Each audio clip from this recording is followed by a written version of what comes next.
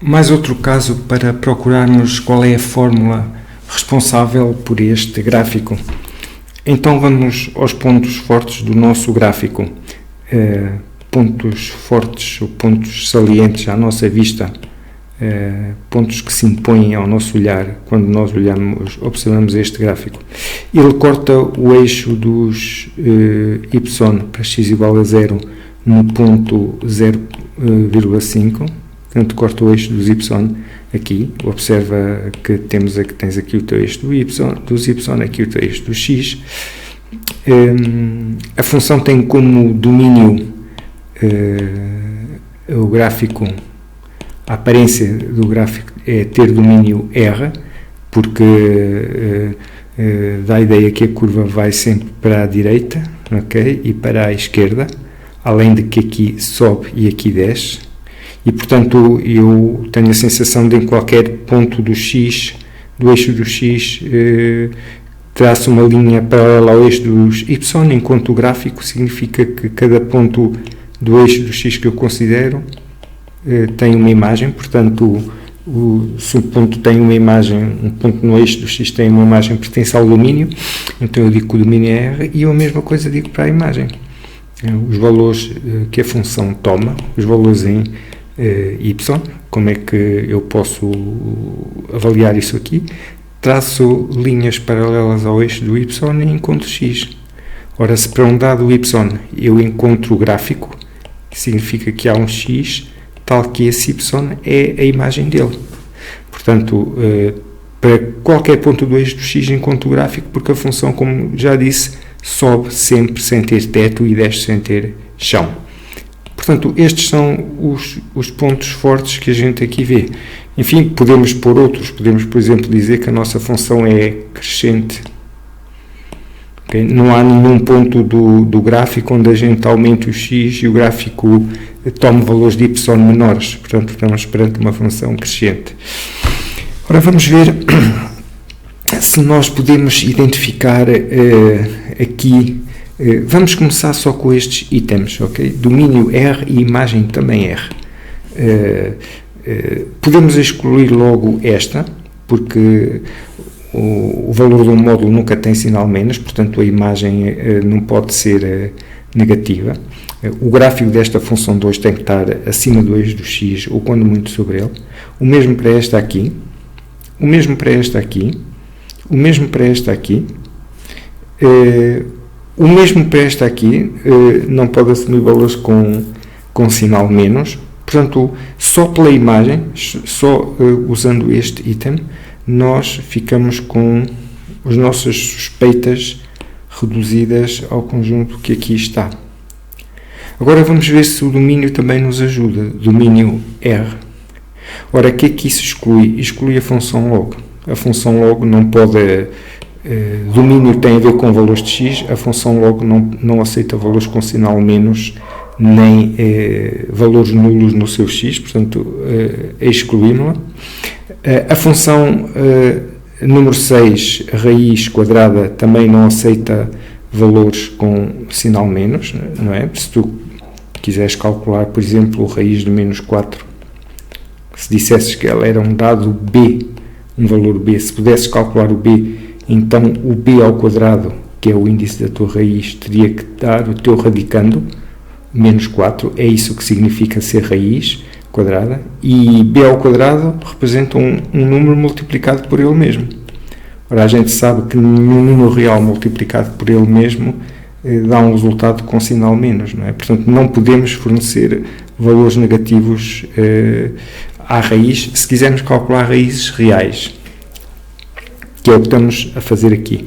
Se deixarmos a raiz quadrada ter valores complexos, podemos pôr-lhe aqui em x valores com sinal menos, mas veremos esses casos mais tarde. Para já, excluímos aqui a nossa raiz, ok? E, portanto, ficamos com as funções 1, 5 e 8. Ora, vamos agora usar o facto da nossa função não ser zero quando o x é zero. Portanto, quando x é zero, a função não é zero. Para excluir casos aqui, bem visto, não podemos excluir esta, quando x é 0 a função vale 1 meio, que é 0,5, exatamente o valor que ela ali toma, portanto a função 5 é muito suspeita. A função 1 está excluída porque quando x é 0 a raiz quinta de 0 é 0, portanto podemos cortar aqui.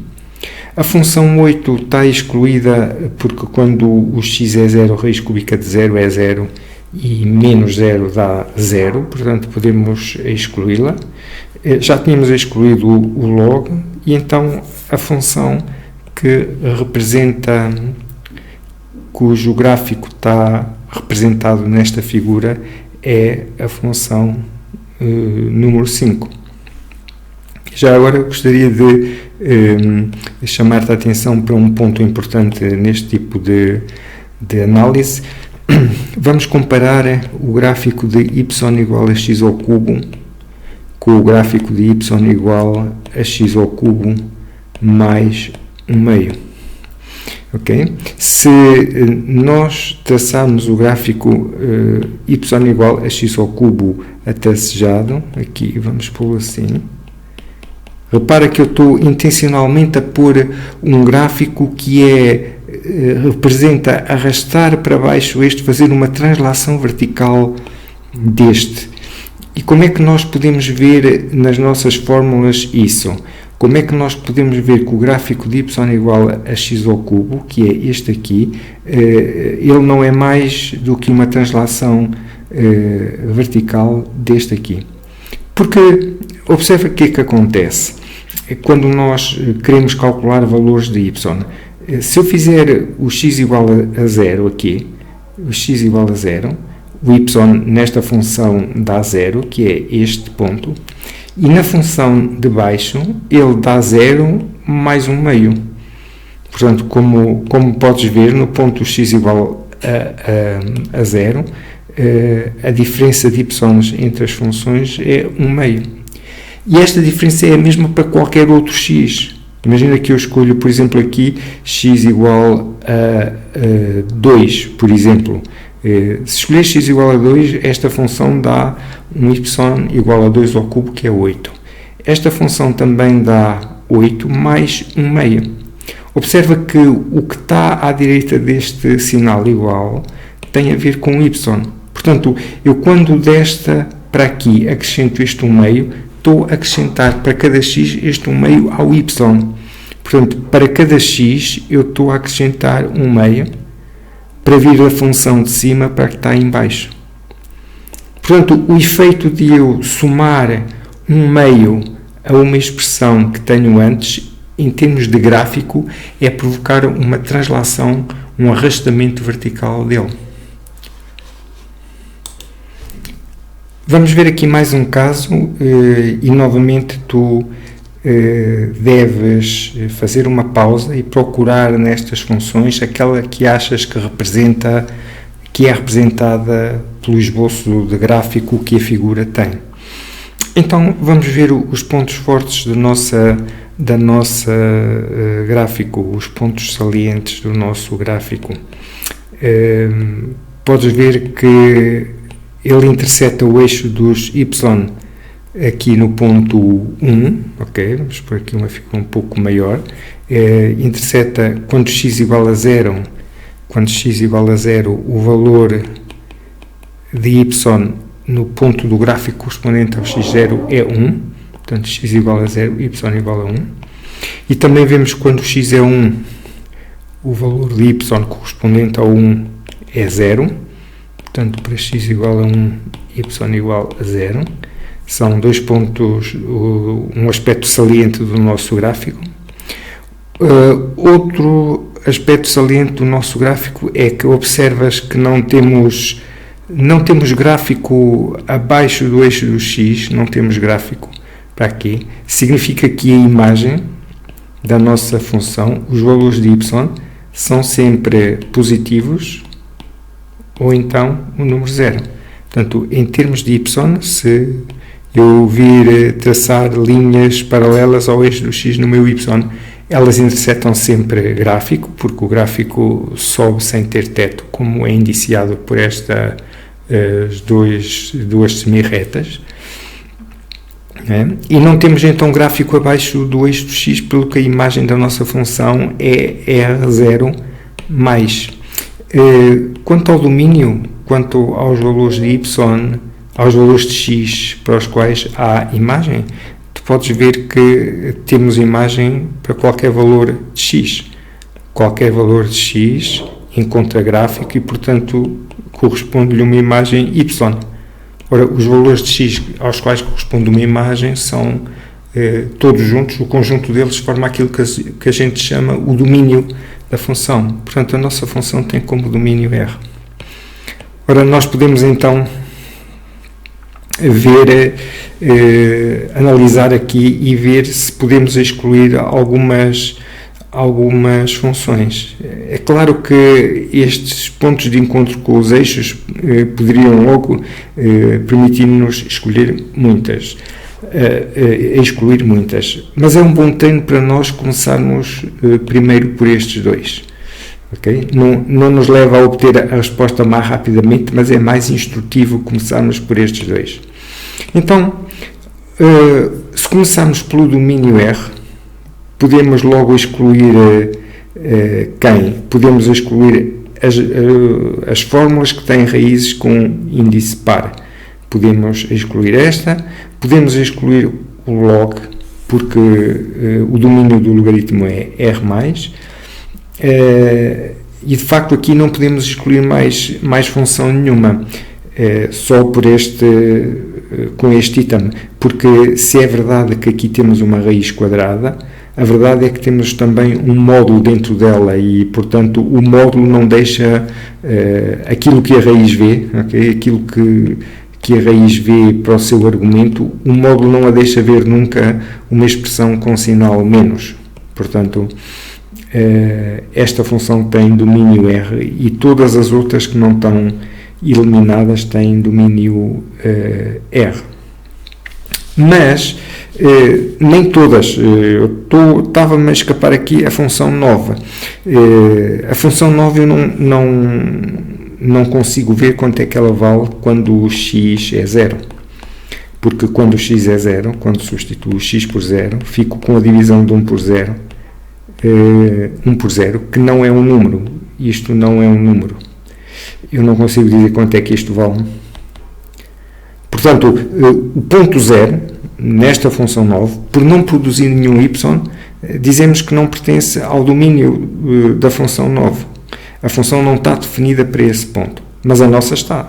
A nossa função para x igual a 0 vale 1, como o nosso gráfico mostra bem. Então, podemos também excluir aqui a função número 9. Agora, uma imagem que nunca toma sinal menos, imagem R mais 0, permite-nos excluir esta. Uma raiz impar toma sempre sinal mais e menos. Também permite excluir esta, que é outra raiz de índice ímpar.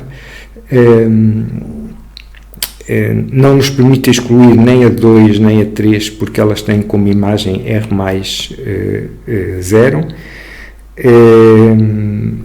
Não nos permite excluir esta exponencial, nem esta, porque elas também têm como imagem R mais 0. A esse propósito, podes, por exemplo, pensar na função exponencial de base 10 elevado a x. Okay? E queria-te mostrar uma particularidade curiosa que a função tem. Se, por exemplo, fizermos o x igual a 2, ficamos com 10 elevado a 2, que é igual a 100. Se fizermos o x igual a menos 2, ficamos com 10 elevado a menos 2. E tu podes parar o vídeo para tentar ver quanto é que isto vale. Enfim, vale 1 sobre 10 ao quadrado, que é 1 sobre 100, que é 0,01. E se fizermos 10 elevado a 0, 10 elevado a 0 dá 1. Portanto, a particularidade que aqui vejo é que quer o expoente tenha sinal mais, quer tenha sinal menos, quer seja 0, o valor da função é positivo, sempre. Não há maneira de fazer isto ter sinal mais, nem ser 0. Portanto, esta é uma característica que as exponenciais têm, que é tida, por exemplo, por esta exponencial de base E, o número E valendo aproximadamente 2,72, e desta exponencial de base 0,1. Ok? Portanto, estas têm todas imagem R+, não é possível fazê-las tomar o valor 0. Ora, se não é possível fazê-las tomar o valor 0, estão eliminadas. Porquê? Porque a nossa função é 0 quando o x vale 1. Portanto, assume o valor 0. O 0 pertence à nossa imagem. Então, esta caracterização do que uma função exponencial é já nos permitiu excluir aqui a 4 e a 7. Então, quem é que sobra? Sobra a 5, a 2 e a 3. Bem, mas a 5, ela também pode ter uma imagem negativa.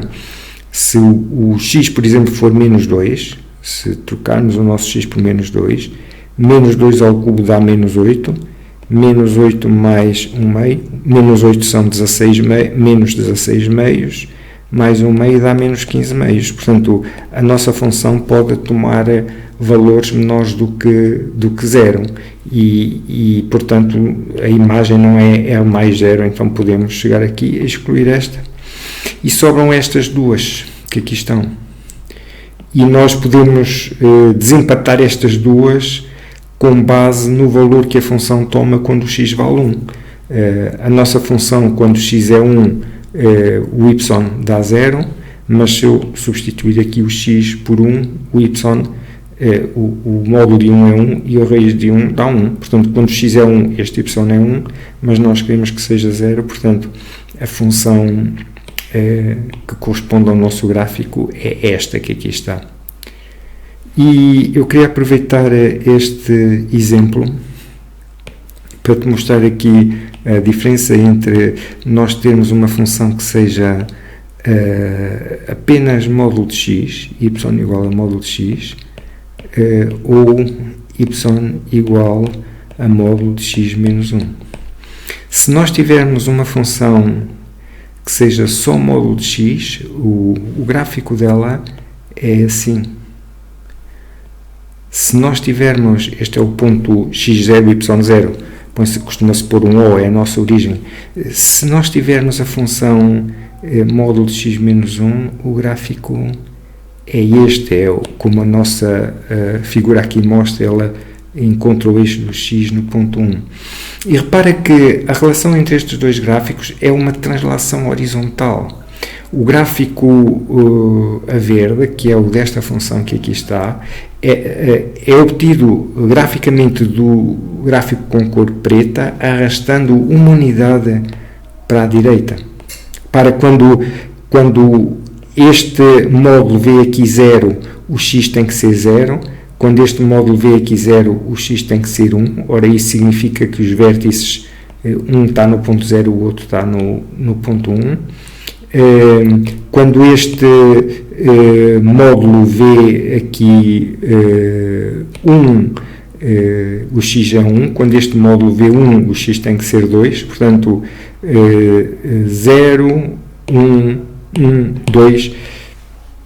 As coisas acontecem uma unidade mais tarde para o gráfico com cor verde. E repara que nas funções que aqui estão, nestes dois módulos, nós viemos mexer aonde?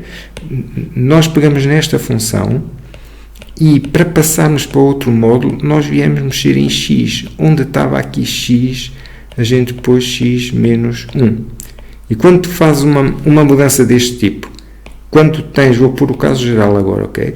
Quando tu tens uma função f de x com um dado gráfico e tens outra que vem de tu chegares a x e somares um certo número, ou então tirares um certo número, os gráficos destas duas são, o gráfico de cada uma delas é uma translação horizontal, um arrastamento horizontal do gráfico da outra.